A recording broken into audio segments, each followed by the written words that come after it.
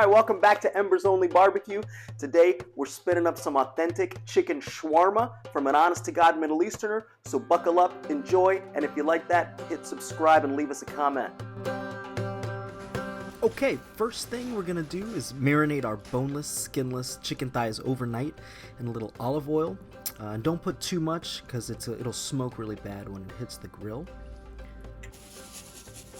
Kosher salt, fresh cracked pepper, berberi spice, which is this killer North African spice blend. It's incredible. Cinnamon based, but lots of delicious things going on in there. Cumin, sumac,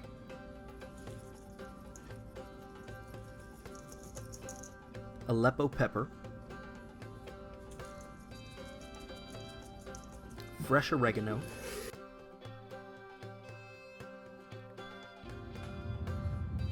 fresh garlic,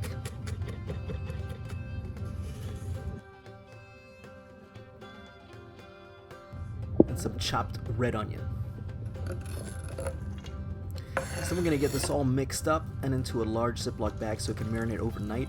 One thing I would change is I would think about pounding out the chicken thighs just so they're a little bit thinner.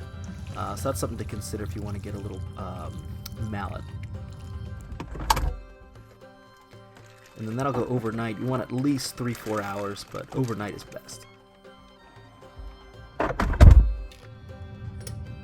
Alright, also for the night before, we're going to make our white sauce. So we're going to go with a sour cream base, but yogurt is fine too. Throw in some mayo, red wine vinegar, a little lemon zest,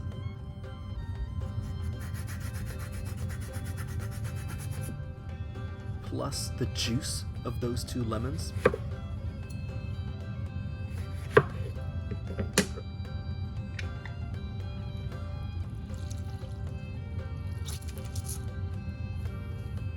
And to spice this up, we're going to throw in more cumin, Aleppo pepper, cured sumac, and some harissa for some spice.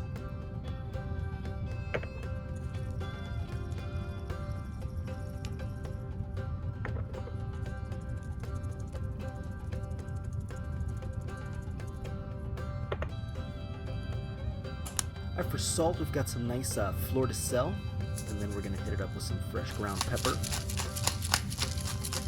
More garlic, because Lord knows I absolutely love garlic, and you can never have too much. Mix that all up, and then we're going to let that sit in the fridge overnight so all those flavors can come together. Okay, grill prep is super important here, and we're using the Kamado Joe Joetisserie. So we're banking coals towards the back of our Kamado Joe and shooting for about 350 degrees for our total heat. You want to avoid coals underneath your spit because you can overcook the center section like that. And then I like to set my tines pretty close to the power unit right now, just so I know exactly where my far left limit is. And be sure to check out our previous video on Joetisserie tips and tricks for more hacks like this. So I'll set that far left tine right now as the grill's heating up. Alright, let's get bird dirty. It's time to skewer this chicken. You want to make sure that your tine that's on the bottom there, that's your left tine, is cranked down really tight. And then as you're putting the chicken down, you want to make sure that you're getting multiple points of contact, especially with your first few thighs. And then make sure you're fanning out those thighs as you go, so they're not stacked entirely on top of each other. Each one is kind of rotated a little bit, so you get a relatively even cylinder of poultry. And you want everything centered around the spit, so the spit is in the center of your massive chicken here. You don't want to let it get overloaded to one side. And make sure that you're packing it real tight.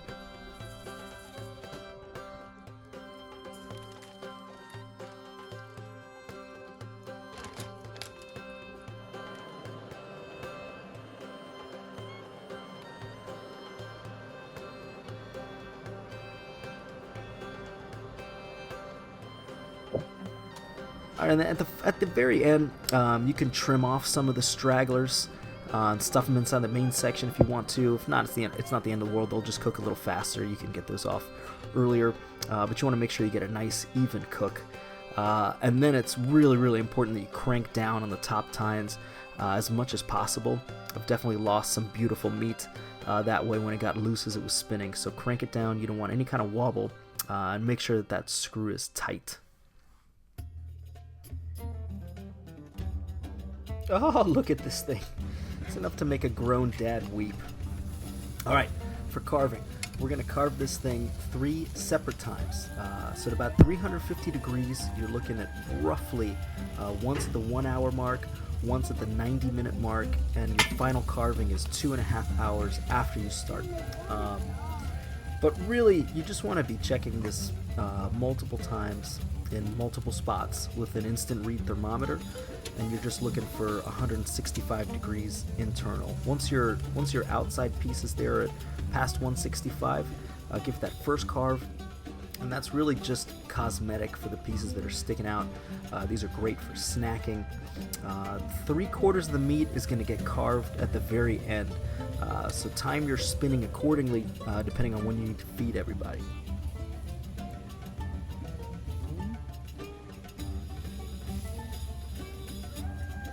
This is definitely a time you want to gather a crowd, have everybody come look at you, praise you, and just give you lots and lots of compliments.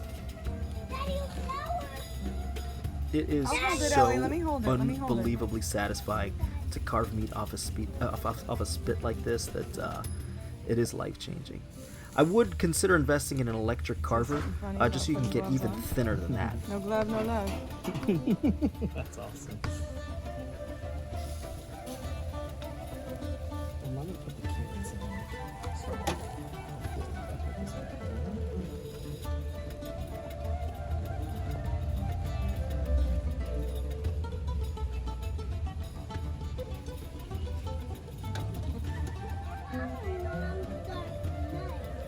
So I can cut the chicken.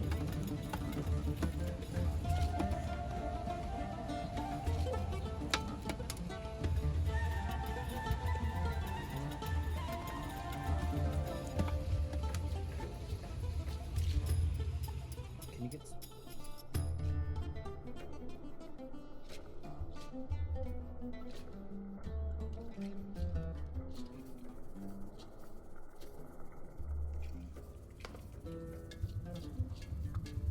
All right, extra credit carrot time, baby. We're gonna put some beautiful carrots under the chicken. So rough chop, olive oil, a little bit of kosher salt and pepper.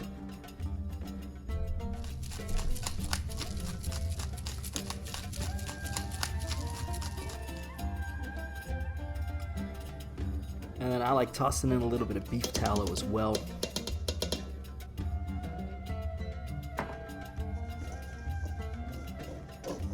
All right, give that a little toss, get everything mixed in, and then we're gonna drop that into a small cast iron that will fit in your grill. And don't be like me, make sure you check that pan before you put it in the grill to make sure it's gonna fit, because we had a couple mistakes here. But this one, small one, fits well.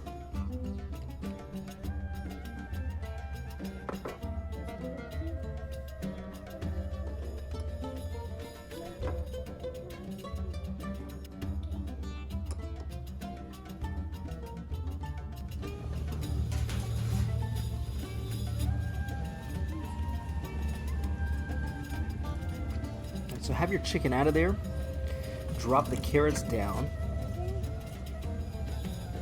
and note that regardless of whatever your dome temperature is saying, down there by the coals is significantly hotter. So you're going to want to stir those carrots up probably every 30 seconds to 60 seconds, and make sure that they don't get too black on the bottom.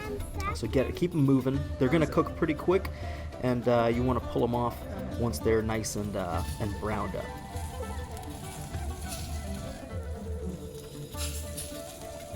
Alright, those beautiful carrots are done. They smell amazing. Be very smart and pull the chicken out instead of, like what I did, come around the corner and potentially lighting the house on fire. Just get that chicken out, and then you can come right up instead of pouring all that oil right into your hot coals.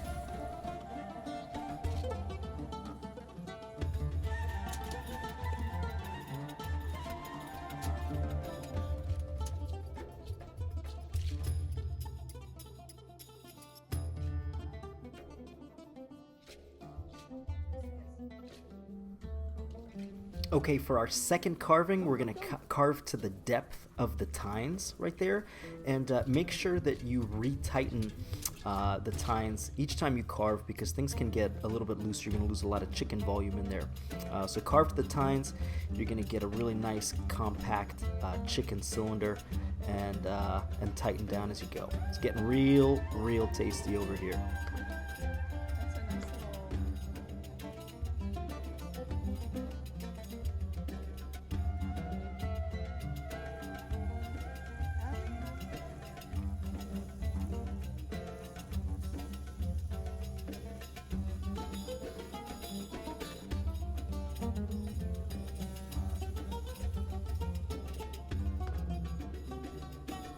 Okay, once you're all the way up to 165 degrees internal throughout, it's time to bring your chicken inside.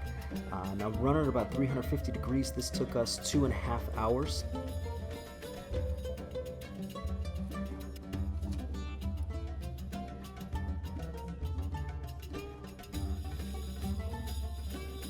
And for this part, you're going to want to use some heat-resistant gloves, because I try to be a real barbecue tough guy and burn the F out of my hands right here.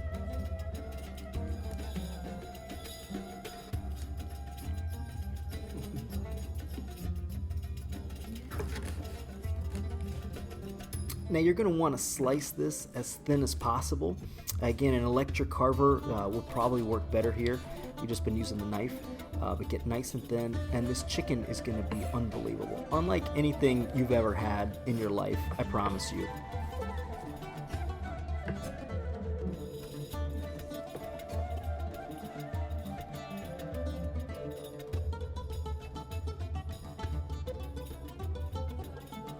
Next up, we're going to throw on a little bit of fresh parsley on our carrots. They're delicious. And some fresh squeezed lemon on the chicken. That's a next level citrus move right there.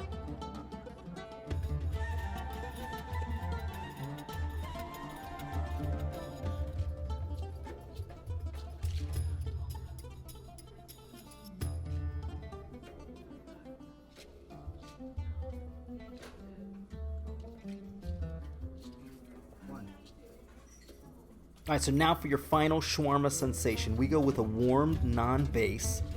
Then we hit it with that chicken. Then a seasoned mixture of rough chopped tomato, onion, and cucumbers.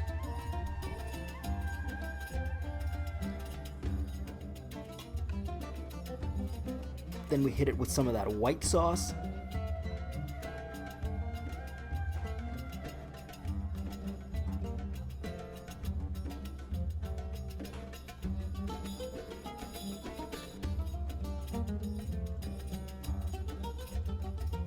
And buddy, get ready for a flavor explosion in your mouth. It's unbelievable. Watching this, I'm gonna make this again. Incredible. Alright, thanks so much for joining us. If you enjoyed that video, make sure you hit subscribe for more videos on delicious barbecue recipes, and leave us a comment on what you liked. Thanks so much. See you next time.